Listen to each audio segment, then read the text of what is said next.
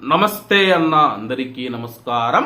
Kuwait లో ఇటీవల కాలంలో వస్తూ ఉన్న కొన్ని నివేదికలు గాని సర్వేలు కానీ సంచలనం సృష్టిస్తూ ఉన్నాయి. నిజంగా ఈ యొక్క నివేదికలను నమ్మాలో లేదో అని చెప్పేసి కువైట్ లో ఉన్న ప్రవాసులు మరియు పౌరులు కూడా ఆలోచిస్తూ ఉన్నారు. కువైటీ ప్రజలైతే తమ యొక్క దేశానికి అనుకూలంగా వస్తే వెంటనే నమ్మేస్తూ ఉన్నారు. కువైట్ దేశం ప్రపంచంలో నెంబర్ 1 అని చెప్పేసి తాజాగా కువైట్ దేశం పైన ఒక సర్వే విడుదలయ్యింది. Global law and orders index ప్రకారం 2024వ సంవత్సరానికి సంబంధించి కువైట్ ప్రపంచంలోనే అత్యంత సురక్షితమైన దేశమని చెప్పి కువైట్ లోని వీధుల్లో ఒంటరిగా నడుస్తూ ఉన్నప్పుడు ఆ దేశం యొక్క ప్రవాసులు 99% మంది సురక్షితంగా ఉన్నట్లు భావిస్తూ ఉన్నారని చెప్పి, అలాగే కువైట్ దేశం తర్వాత సింగపూరు 94%తో 2వ స్థానంలో ఉంది.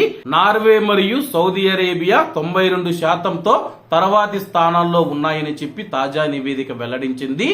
కువైట్ లోని వీధుల్లో ఒంటరిగా నడుస్తూ ఉన్నప్పుడు గాని వాకింగ్ చేస్తూ ఉన్నప్పుడు గాని 99% మంది ప్రజలు మాకు ఎటువంటి భయం లేదని చెప్పేసి కువైట్ దేశం సురక్షితమైన దేశం అని చెప్పి భావిస్తూ ఉన్నట్టు తాజా నివేదిక వెల్లడించింది. కానీ కువైట్ లో ఉన్న మన భారతీయులు గాని ప్రవాసులు గాని ఎవరైతే ఉన్నారో వాళ్ళైతే కువైట్ లోని రోడ్ల మీద ఒంటరిగా నడవాలంటే భయపడుతూ ఉన్నారు. ఒక పక్క నకిలీ పోలీసులు, అలాగే మరొక పక్క దొంగలు ప్రవాసులను దోచుకుంటూ ఉన్నారు. కువైటీ పోలీసుల వలె నటిస్తూ చాలా మంది ప్రవాసులను దోచుకుంటూ ఉన్నారు. ఒంటరిగా నడుచుకుంటూ వెళుతూ ఉంటే మహిళలు ఎవరైతే ఉన్నారో వాళ్ళపైన కూడా అగాత్యాలకు పాల్పడుతూ ఉన్నారు. జహరా ప్రాంతంలో గత సంవత్సరం మనం చూసుకుంటే ఒక భారతీయ మహిళ వాకింగ్ వెళుతూ ఉంటే ఒక కువైటీ పౌరుడు ఆమె పైన అయితే లైంగిక వేధింపులకు పాల్పడ్డాడు. ఆమె గట్టిగా కేకలు వేయడంతో అక్కడి నుంచి పారిపోవడం జరిగింది. ఆమె వాకింగ్ చేసే సమయంలోనే ఇది జరిగింది. మనం గత సంవత్సరం కూడా దీనికి సంబంధించి వీడియో కూడా చేయడం జరిగింది. మరి ఇటువంటి నివేదికలు వచ్చినప్పుడు కువైట్ దేశం నిజంగా సురక్షితంగా ఉందా లేదా అని చెప్పేసి తప్పకుండా కామెంట్ రూపంలో తెలియజేయండి అన్న.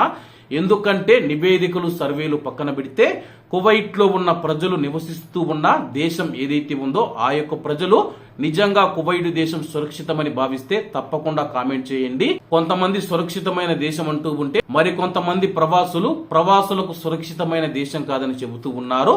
మీ యొక్క అభిప్రాయాన్ని కామెంట్ రూపంలో తెలియజేయాలని కోరుకుంటూ అందరూ బాగుండాలి, అందులో మనం ఉండాలి. అందరికీ నమస్తే అన్న. జై హింద్.